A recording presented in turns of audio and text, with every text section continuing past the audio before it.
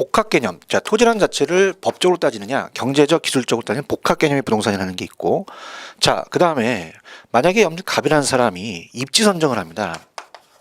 그럼 입지 선정을 했을 때 그 입지가 제대로 됐는지를 따져볼 수 있죠. 그죠? 그래서 어떻습니까? 우리가 만약에 주거용은 쾌적성이 중요하고 상업용은 수익성, 공업용은 생산성이 중요합니다. 그래서 입지 파트에서 한두 문제 정도가 출제가 된다는 얘기고요. 자, 그 다음에 개발을 해야 돼요. 자, 개발을 한다. 그럼 개발 파트가 있는데요. 자, 개발에 대한 타당성 분석을 해야겠죠. 그죠? 그래서 법 경기에 대한 타당성 분석을 하고 개발의 과정, 개발에 대한 위험에 따르면 위험에 대해서 이제 우리가 시험 문제 나오게 되겠고요. 그래서 그런 식으로 여러분들이 보시면 되고요.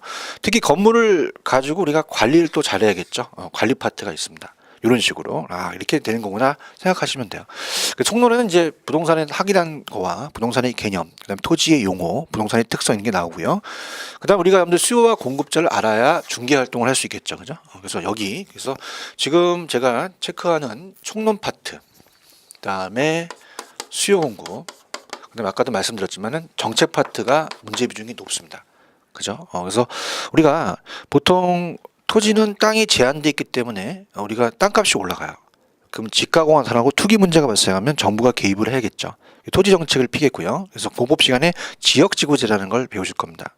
그 다음에 주택 정책을 씁니다. 주택은 우리가 토지값이 비싸면 주택값도 올라가겠죠. 그죠? 그렇게 되면은 어때요? 저소득층들은 집 사기가 어렵습니다. 그럼 정부가 임대주택 정책을 또 써야 되고요.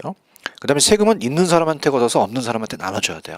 조세 정책이다. 그래서 토지 정책, 주택 정책, 조세 정책 이렇게 정책 파트가 문제 비중이 높다는 얘기죠. 자, 여러분이 중개업을 하시다가요.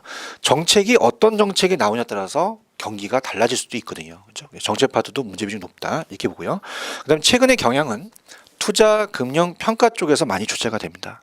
그죠? 그래서 이제 자, 이렇게 됩니다. 여러분들이 우리가 그냥 딱딱하게 들으지 마시고요. 부동산에 투자를 합니다. 자, 투자라는 것은 자금의 투입이에요. 부동산에 자금을 투입하게 되면 자, 부동산은 저가입니까? 고가입니까? 고가란 말이에요. 그죠? 그럼 우리가 투자를 한다는 자체는 어때요? 연예인들이 우리가 건물을 사들여서 운영해서 임대를 먹으면 나중에 또 처분하는 양도 차익을 또 누릴 수도 있습니다. 운영만 하는 게 아니라 처분도 할 수 있고요. 자, 그런데 이제 우리가 고가다 보니까 자금의 융통, 타인 돈을 빌려야 돼요. 그죠? 그래서 자금을 융통해서 담보로서 이제 지렛대 효과를 나타내서 투자를 하겠죠. 근데 돈을 많이 빌리면 위험합니다. 그래서 위험이 높을수록 수익도 높겠죠. 그죠? 뭐 이런 것들을 배우시고요. 포트폴리오라는 얘기 들어보셨죠? 분산 투자. 뭐 이런 것들로 해서 투자 파트가 문제 비중이 높고, 자, 금융도 마찬가지죠. 금융도 한 5-6문제 출제가 됩니다. 자, 금융은 자금의 융통이니까 부동산을 자금 융통을 합니다. 그러다 보니까 담보대출을 하겠죠. 그럼 여러분이 들어보신 게 보금자리론이라는 얘기도 들어보셨고요. 주택연금제도라는 얘기도 들어보셨습니다. 그죠? 그다음에 이제 일반 시중은행에서 하는 이제 CD 금리로 하는 변동금리가 있으면 모기준에 우리가 고정금리가 있겠고요. 그다음에 이게 상환하는 방식이 원리금 상환이라는 원금과 이자를 갚아 나가는 원리금 상환제도가 있겠죠. 뭐 이런 것들에서 이제 금융 파트에서 나와요.